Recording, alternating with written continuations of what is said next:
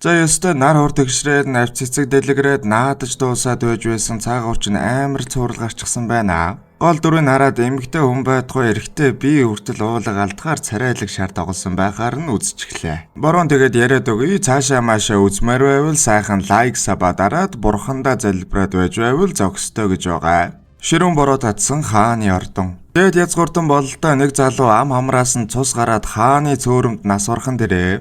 Угтаа хааны угсаа залгамжлах ханхүү байсан бөгөөд хатанч сүнсч өдгөр хорлол гээд араас нь бараг явход өхнө. Харин өгөхөөс бусдыг үүдсэн хөгшиг хатан хаан дээр очиод 30 жилийн өмнөхтэй адил хааны бүх хөвгүүдийг авч чадах нь та ямар нэгэн зүйл хийгээд ухааны зүйл хэллээ. Угтаа хааны зүүн ордны цөөрөмд сүнс шүглсэн гэж ордон даяараа л ярьдаг юм байна. Хаан харин ямар сүнс сүүдрээ яриад байгаа юм. Хоёр хөөмн өвчнөр өөд болсон. Угсаа залгамжлагч сэтгэлийн зовлонгоо даахгүй цөөрөмд амиа хорлолоо гэж байна. Хөгшөө хатанч хөмхийгөө зуугаад өөрөө учрыг олно ухааны юм яриад гархан тэр. Тэгээд мэрэгэн төргөн бөөгийг авчраа цөөрөм мэдрээ дахиад лааж өгнө. Нэг шон хаан дугжирж байсан нэг сүнс чөтгөр нь мэдэхгүй баагийг гарч ирээд хаан ширээг залгах ногоон үр үлдээхгүй ухааны юм ярьж манай хааны баруун гарыг хазчаад алга болж өглөө. Нөгөө талд хааны ганц үлдсэн хүү Балчир хаан хүү Юнон таталд өгөөд ихэлсэн гэж мэдээ ирхэн тэр. Хаан очсон хангуугийн бийд нь өнөө цөөрмийн багийн орчихсон хүүгийг авч явна гэж занл хийлээстэй. Танд ажин өлсгөлөн гээд олон асуудал байдаг ч сүнс чөтгөрч бас юу втэ. Хаан жарга бараадаад ууланд гарч ламгоо дээр очиод болж байгаа зүйлийг хэлсэн. Хөгшин миний чадал чансаа дууссан. Харин нэг хүү байгаа гин шүү. Өнөөхөн сайхангаар хаа таарсан газраа өдрийн цагаар унтаж явдаг бол л та. Хэдүүлээ дондог гэж солонгос нэр олон дуудаг шиг хэцүү ажил гэж үгүй. Дондогч хаана таньж байгаа царайгүй хаанхын урган баачка яриад гай одоод байгаа мухааны зүйл яриад ёо нөгөө ярьсан ажил мантаа яваад өгөхөн дээрээ. Хаан бол цэргүүдээрээ толгойд нь уу дуглуулад модоо айрцхэнд хийж ганцаглаад аваад явчихж байгаа юм.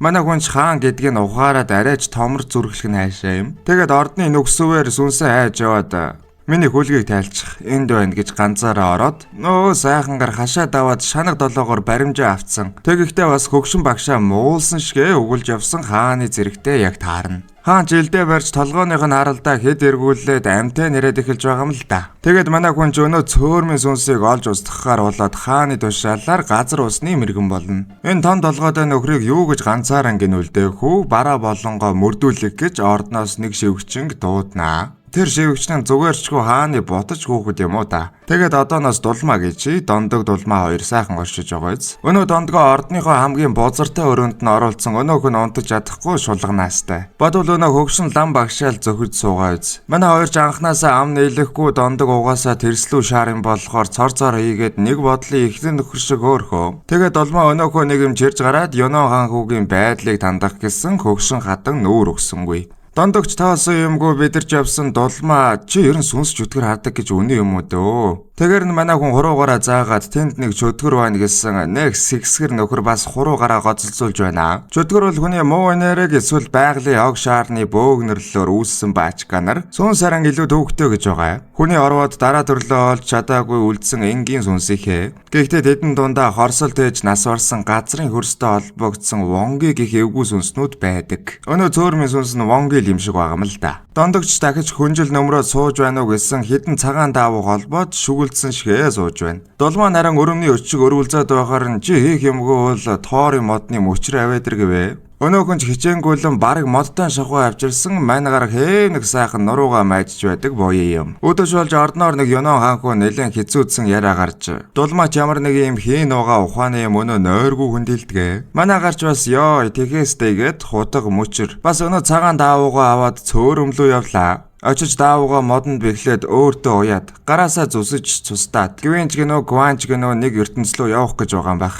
Тэгэхдээ дулмаагийн онхыг энерги нөгөх гэж аваад чихэнд нэг зүйл шивнчгээд цөөрөмлөв орно. Усанд орж ивэд бараг үхэнгээ алдахын даваан дээр нөгөө ертөнцлөө татагдан орхон тэрэ. Угтаа Гэвэн нь дэлхийн харалдаа чөтгөр сүнсний нутгал юм шиг байгаа. Манай хүнч Гэвэн дотор Юнон хаанхүүгийн ордонд ирсэн цөөрмийн багийн хаанхүүг мөчлөд бараг дуусгаж байна. Дондогч өнөө мөчрөө сэлэн болгоцсон орж ирээд толгоог нь ганц савчаад hayдаг. Ингээд хаанхүүч хальт ухаан орж тэрийг нь анзаарсан дулмаа шууд л гараа зүсэж байна. Манай дондог цөөрөм рүү орохын өмнө хаанхуу хальт сэрэгвэл түүнд цусаа үзүүлээрэ гэж л дээ. Нөгөө талд сүнсч буцаж сэргээ цусны үнэр аваад шууд гараад гүйлсэн дулмаагийн цус нь л энэ ертөнцид харагдаж байна. Дондогч тэгж цатаарахт нь араас нь ороод ганц сайхан дөрж байгаа юм. Дуусуу гэсэн дондогч шагшраа дулмаагийн цусыг аваад ахиа тулах гэж байгаа бололтой. Угтаа сүнсний мөн чанар хорогдсон учрыг нь мэдэхгүй бол хичнээн цавчаад ч нэмэргүй бололтой. Цөөрмийн баачгаач буцаж сэхэд дондгийн маань мөчөр харин салаад унчгаж байна. За ингээд 2 дугаар анги. Одоо тэгээ зэвсгээ алдсан 2 зээрэн згээрээ зогтож явсаар нөгөө ертөнцөд өрөөндөө ирнэ. Тэн чугалсан аав хүү чөтгөрийг дуудаад өнөө 2 бүтэн мангас болж гарч ирдэг наац. Дондогч цөөрмийн баачгааг бараагүй болохоор чөтгөрт би чам чакраныхаа талыг өгье. Надаа энийг л аргалаад өгчих гэж гуйж байна. Хөдлөг шинжгүй болохоор нь өөрөө үзэх гэж байгаа цөөрмийн баачгаад алуулдгийн даваан дээр өрөөний чөтгөр орж ирж байгаа юм.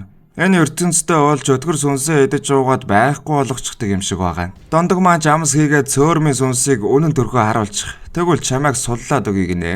Өнөөх нь андаж байгаад ганц тайрцаар чөтгөрийг хусаад зүхтана. Манай хүн араас нь гарах гэсэн чөтгөр тавьж уулах шинжгүй ер нь идээд уучхмаар байгаа бололтой. Гэтэл юу болсон юм гэлтэй нөгөө талаас дулмаа олсын татаад чирээд явчихлаа. Ингээд нэг мараач өгчгөлгүй нөгөө ертөнцтэй ирэв. Тэгснэ бас битгий татгээ үсттэй гэж уурлаж байгаа юм. Юнан хаанхуугийн би яриа дээрдэж цөөрмийн сүнс хэсэгтэй л үзэгдэхэрэг болсон юм байх. Хаан ч үүнд нь таларх нь гэсэн тэгвэл аавдаа намайг явуулаад өг гэж хэлчих. Анх ирсэн цагаас нь л нарийн гар хаан шиг төрхнөөс нь хараад манай хүн хааны бутаж гэдгийг нь мэджээ. Тийм болохоор л хааны удмынханд хилгэнсэн сүнсийг анхаарлын татахын тулд хааны удмын хүний цусыг харуулж л дээ. Дулмаач тэгвэл тохироо хийгээд хааны ордонд байх хугацаанд дондгийн талаар сайн мэдээ хаанд хүргэж харин дондгийг ордонд илүү удаан байх цаг хожиж өг алах хүн байна гинэ. Нөгөө талд хаанд нэг жаал нас барсан хаан хүү цөөрөн мэдрийн талаар айлтгал байна гэж орж ирэв. Хүү давсны агуулгад нэг муу ёрын зүйлийг харсан гэдгийг хэлэх бөгөөд хаан жинэд алдаж байгаа дараар нь чимээг өхөн алчхаж байгаа юм. Манай хоёрч байдгаараа хэр яар гэж яваад ер нь яаж шуухан дулмаа дондгийг татхаа мэдсэн эсхийг асуусан. Дулмаач гисэн багаасаа сүнс чөтгөрийн дуу хоолойг сонсох чадaltaй төржээ. Тэгээд дондгийг тэр доор баларж байхад нь хонхон дугур сонсогдоод татсан юм байна.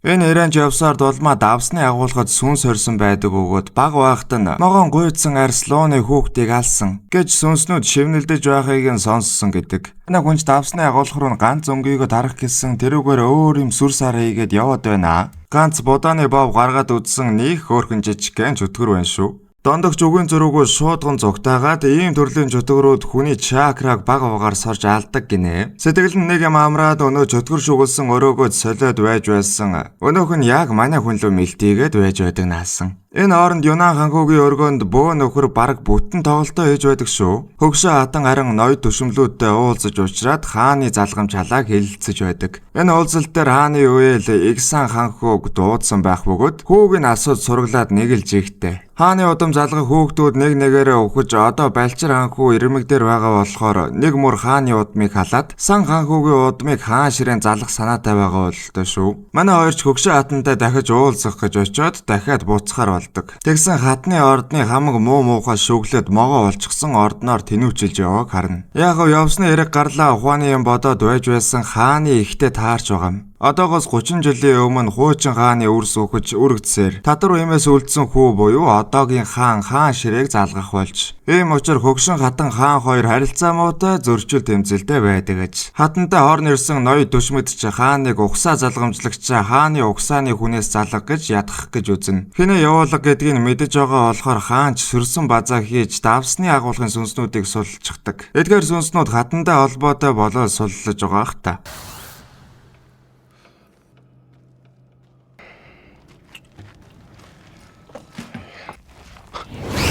Нөгөө талд нь өнөө тоглолтоо хийгээд байсан боо Сан ханхуутай уулзаж байх ба мань хүний тагнуул аж. Эртээдээс л хойш сүнс зайлуулж байна гэж солиороод харин сүнсийг нь дуудаад байсан байвал яах вэ? Сан ханхууч хаан ширээ рүү алсуур мацаж яваа нөхөр бөгөөд сүнсийг хөөсөн нөхрийг дондог гэдгийг дуулнаа. Тэгээд сайн анзаарж байгаад эгзгийн тааруулаад алах хэрэгтэй нөхөр гэж айлдэн шүү дээ. Их хадны өргөнд давсны агуулгын сүнсүүд нүүж ирсэн сонссон дулмаа дондог руу очихын дээрээ манай хүн жайдаахан ундчих гээд үзэж байсан өнөө жижиг чакра шимэгч аль хэдийнэ өвөртөн шургалаад байж байна. Тэгэж байгаад уул нь хөөрхөн залгоо. Дондог дулуум хоёрч давсны агуулгад ирж дулмаа яриа сонсохоор ганцаараа өнөө амар өрөөрөө н оров. Ха хамаагүй таарсан олон дуун дундаас өнөөл мохон гуйдсан арслуугийн хүүхдийг алсан гэж сонсдох бөгөөд үйл явдал 30 жилийн өмнөх рүү ухарлаа. Ханан дээр могон гуйдсан арслуугийн хүүхдийг алсан гэд биччихсэн байж. Энийг хэн бичсэн гэж ордны авхаа нарыг яргалж байна. Учир нь их хатан могоо жилдээ луугийн хүүхэд гэдэг нь хааны хөвгүүд.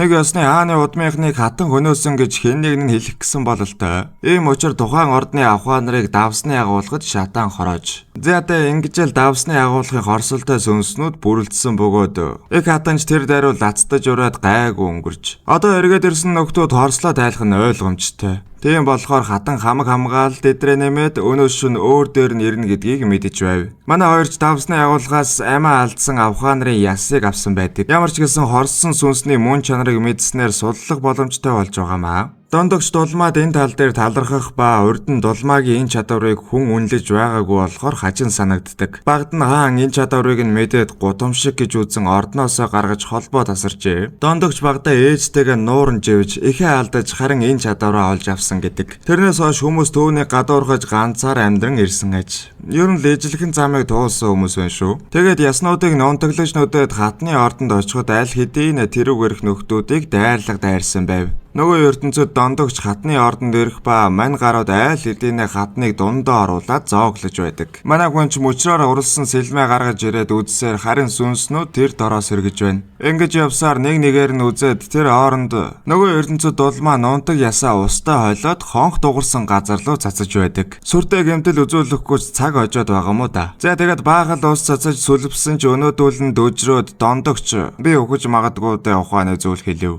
Тэгээд давсны агуулгын гаруудлуу өөрөө дунд нь арайж ороод тахилын ураг нь болох нөөгүй юу. Арай ядан хонхоо дуургаад тэр дуунаар нь дулмаа ус цацаж нөгөө ертөнцөд бороо орлоо. Хорсол агуулсан сүнснүүд хорслоо нундаг ясаар илааршуулж дондог маань тэднийг дараа амьдралд нь явуулж өгөхөр болов. Тэгсэн тэр дундаас нэг хорсож ханаагүй сүнс хатны биеэр ороод одоо ч гомдолтой байна. Бид нарыг яаж байгаа тийм биз дээ.